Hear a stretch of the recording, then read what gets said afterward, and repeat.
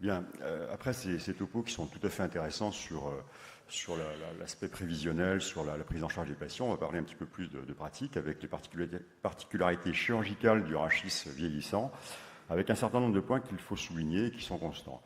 Vous savez que toutes les structures évoluent à un rythme variable, et cela est lié à des facteurs génétiques sur lesquels nous ne pouvons pas intervenir, des facteurs acquis avec des maladies à retentissement ostéo-articulaire, mais également les accidents et traumatismes au cours de la vie, les facteurs physiologiques comme la ménopause, et l'activité physique, qu'elle soit professionnelle ou sportive. Tout cela va intervenir sur le vieillissement du rachis. Toutes les structures vont vieillir, l'os, le disque, les massifs articulaires, le muscle, tout cela retentissant sur le canal et son contenu, et également retentissant sur la statique rachidienne, ce qui va poser un certain nombre de problèmes. Cette évolution anatomique détermine la prise en charge et bien sûr la pathologie et la prise en charge, avec quelques règles chirurgicales de base qui vous paraissent évidentes, mais qui sont encore plus importantes chez le sujet âgé. Le bilan clinique est tout à fait fondamental. Pourquoi? Parce que le bilan neurologique va permettre de déterminer le niveau sur lequel on va intervenir, en sachant que tous les patients, lorsqu'on va leur proposer une imagerie, auront une imagerie polypathologique, et donc il est très important, avant de les prendre en charge chirurgicalement, de savoir exactement à quel niveau on va les opérer et pourquoi on les opère. Ce n'est pas une simple imagerie qui va nous permettre de déterminer le type de chirurgie à faire. L'indication doit être adaptée à l'état, d'où un geste, si possible, le plus simple, le plus court et le moins hémorragique. L'absence de traitement chirurgical, ça me paraît important, entraîne une perte d'autonomie, voire une gravatisation rapide, et donc une perte de chance. Les critères de normalité, ce qu'on peut appeler la normalité, c'est-à-dire que les critères de jugement que l'on peut avoir chez un sujet beaucoup plus jeune à 50 ou 60 ans, ne sont pas les mêmes à 80 ans. On va simplement, et ça vous l'avez déjà bien compris, chercher à préserver l'autonomie et à permettre au patient de retourner à son domicile, d'avoir une activité autonome. Alors les aspects particuliers sur les différentes pathologies qu'on rencontre à cet âge, l'hernie discale, elle nécessite un traitement chirurgical tout à fait standard par micro-abord. Le plus souvent, néanmoins, le recalibrage est nécessaire sur la voie d'abord pour éviter les traumatismes radiculaires, entre autres. Le curetage du disque soit sera doux, soit n'est pas nécessaire. La décompression est suffisante.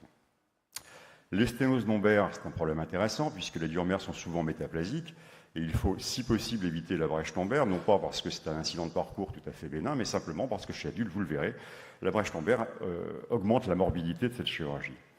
Les articulaires sont souvent très hypertrophiques et nécessitent un travail doux et économe. Alors pour revenir sur la diurmère, il est très fréquent chez les sujets de plus de 80 ans de trouver une diurmère métaplasique, fragile, souvent calcifiée en surface, avec de nombreuses infiltrations qui ont été réalisées, avec également, ce qui est fréquent, des kystes articulaires qui ont vieilli et qui peuvent être parfois relativement difficiles à disséquer. Le spondylolisthésis dégénératif, c'est un sujet qui nous intéresse bien, bon, qui est bien maintenant défini. Néanmoins, sur le spondylolisthésis dégénératif de l'adulte après 80 ans, c'est une pathologie extrêmement fréquente et associée à une sténose, lorsqu'il est stable, la décompression simple est largement suffisante. Lorsqu'il est instable, éprouvé, la décompression arthrodèse reste la règle. Alors, quelques exemples tout à fait caricaturaux. Patient de 88 ans consultant pour une claudication radiculaire L5 bilatérale. La décompression est largement suffisante, le spondylolisthésis est simple, les suites sont parfaitement simples. A l'inverse, cette patiente qui a 81 ans, qui est obèse, qui présente une lombalgie depuis très longtemps avec l'apparition d'une claudication radiculaire, le spondylolisthésis, c'est un double spondylolisthésis L3, L4, L4, L5, est instable. La décompression et l'arthrodèse sont indispensables pour le traitement.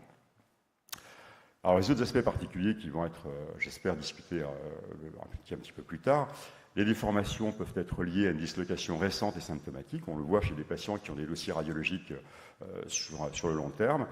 Lorsque la pathologie qui apparaît est une pathologie de compression liée en rapport avec une dislocation récente et symptomatique, on peut se contenter d'une décompression arthrodèse limitée. On ne va bien sûr pas corriger le déséquilibre. Lorsqu'il existe un déséquilibre frontal ou sagittal avéré, je pense qu'il faut être très très prudent. On peut en discuter, mais tout dépendra du type de déséquilibre et surtout de ses conséquences sur l'autonomie, sur la pathologie, enfin sur l'autonomie du patient. Quant à la camptocormie, je pense qu'on a tous eu quelques râteaux extrêmement sévères sur le traitement de cette pathologie qui est, à mon avis, très difficile. Alors, pour revenir sur la déformation, quelques exemples un petit peu caricaturaux également. Patiente de 83 ans, ancienne agricultrice, qui présente une scoliose conus, une scoliose de l'adolescence, dont elle s'est accoutumée, elle a mal au dos, elle est déformée, mais enfin, finalement, ça ne l'a pas empêché de vivre tout à fait normalement. Et puis beaucoup plus récemment est apparue une claudication radiculaire aux membres inférieurs. Cette claudication est la conséquence d'une dislocation L2-L3 récente. C'est une patiente qui est en bon état, elle est à ASA2. Bon, voilà, qu'est-ce qu'on fait? Alors c'est une question que je vous pose, parce que cette patiente a été opérée, hein, c'est le cas personnel. Est-ce qu'on fait une décompression simple L2-L3? Est-ce qu'on fait une décompression arthrodèse segmentaire L2-L3? Est-ce qu'on fait une décompression avec une correction du déséquilibre? Quand on voit l'état de son rachis et de l'ostéoporose, des fractures, etc., on peut se poser quand même un certain nombre de questions.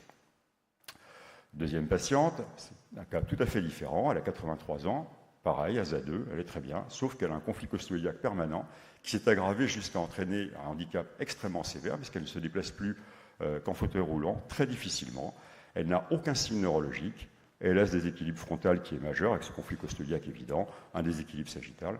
Qu'est-ce qu'on fait? Est-ce qu'on la laisse tomber? Est-ce qu'on l'opère? Discussion intéressante. Alors, bien évidemment, un des points communs à la plupart de nos patients au-delà de 80 ans, c'est l'ostéoporose. L'ostéoporose, ça va nous poser un certain nombre de problèmes, des problèmes de chirurgie, des problèmes d'arthrodèse. Arthrodèse qui, lorsqu'on la décide, devra être adaptée. Ça, je crois que c'est un point de discussion extrêmement important. Il y a des solutions, pas forcément toutes idéales, mais enfin, en tout cas, il faudra en discuter. Cette patiente intéressante, elle a 80 ans. Elle a une syphose qui est connue depuis longtemps, bon, c'est parfaitement accoutumé. Elle a une petite claudication radiculaire sur un spondylodégénératif L4-L5 qui n'est pas opéré, qui est suivi depuis longtemps. Puis d'un seul coup, elle va décompenser, elle développe une fracture L1 et L2 avec un tassement et une atteinte du cône terminal, des troubles urinaires, enfin bref, une situation qui nécessite une chirurgie. Qu'est-ce qu'on lui fait? On fait une cimentoplastie décompression, une décompression arthrodèse. Et si on fait une décompression arthrodèse, qu'est-ce qu'on traite? L'étage qui est fracturé ou l'ensemble de son rachis? Grosse question, je pense que c'est quelque chose qu'on peut discuter.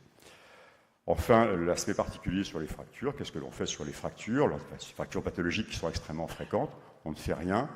S'ils vont bien, bon, on a quand même un certain nombre de patients qui vont à peu près guérir. On fait une cimentoplastie seule, une cimentoplastie pour plus instrumentation percutanée, c'est quand même un geste assez fréquent à discuter. En conclusion, cette chirurgie est possible et bénéfique, mais les indications et la technique doivent être adaptées. La discussion bénéfice-risque est fondamentale. Ça a été signalé par nos collègues gériatres et anesthésistes. Hein. On ne peut pas opérer ce type de patients de façon spontanée sans avoir pris un certain nombre d'avis et pour optimiser le résultat de la chirurgie. Je pense qu'il ne faut jamais baisser les bras, adapter la chirurgie en considérant la qualité de vie et l'espérance de survie, parce que si on ne les opère pas, ce sont des patients qui vont se dégrader très rapidement et dont le résultat, on le connaît, ce sera le décès à court ou moyen terme. Voilà, je vous remercie.